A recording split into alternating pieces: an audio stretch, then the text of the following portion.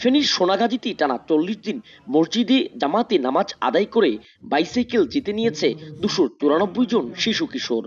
শিশু কিশোরদের মসজিদমুখী করার লক্ষ্যে উপজেলার নবাবপুর ইউনিয়ন পরিষদ এই পুরস্কার ঘোষণা দিয়েছিল। সেই ঘোষণায় উদ্বুদ্ধ হয়ে টানা ৪০ দিন মসজিদে জামাতের সহিত নামাজ পড়ে পুরস্কার হিসেবে সাইকেল জিতে নিয়েছে এই সকল শিশু কিশোররা। আমি ৪০ দিন তাকবীরুল্লাহর সাথে নামাজ পড়ার জন্য আমি এটা উপহারটা পেয়েছি।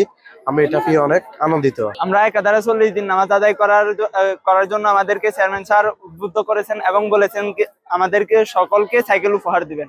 আলহামদুলিল্লাহ আমরা পেয়েছি, আমরা অনেক খুশি এবং আমরা চাই সামনের বছর যেন চেয়ারম্যান স্যার এই উদ্যোগটা আবার নেই, আমরা যেন আবার সকলে অংশগ্রহণ করতে পারি। ৪০ দিন জামাতের সহিত তাকবীরুল্লাহর সাথে নামাজ পড়ার কারণে সাইকেলই পেয়েছি, পেয়ে আমার কাছে খুবই আনন্দিত লাগতেছে। উপজেলার Amirabad Bhabanicharan Laha school and college মাঠে আনুষ্ঠানিকভাবে শিশু কিশোরদের হাতে পুরস্কার তুলে দেন ফেনীর জেলা প্রশাসক সাইফুল ইসলাম। এমন মহৎ একটি অনুষ্ঠানে অংশ নিতে পেরে উচ্ছ্বাস প্রকাশ করেন তিনি।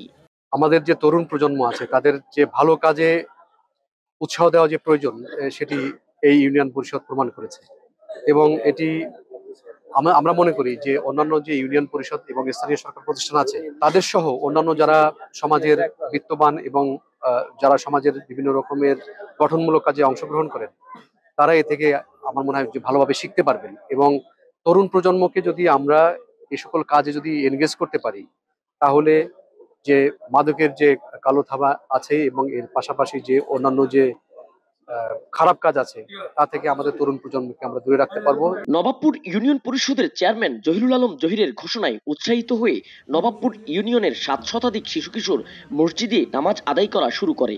তাদের মধ্য থেকে ৪০ দিন একটানা জামাতে ৫ ওয়াক্ত নামাজ আদায় করা ২৯৪ জন শিশু কিশোরকে হোসাব গ্রুপের সার্বিক সহযোগিতায় ঘোষণা অনুযায়ী পুরস্কার হিসেবে প্রদান করা হয় সাইকেল।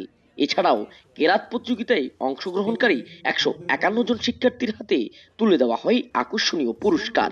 ৪০ দিন নামাজ পড়লে আমার একটা চিন্তাধারা হচ্ছে তারা হয়তো নামাজের সাথে নিজের জীবনকে জড়িয়ে ফেলবে এবং সমাজে তারা নৈতিকতার মধ্যে ফিরে আসবে এবং সমাজ বিনির্মাণে এবং আমাদের মাদকমুক্ত সমাজ গঠনে তাদের একটা ভূমিকা থাকবে। এই চিন্তাধারা থেকে আমার এই উদ্যোগ।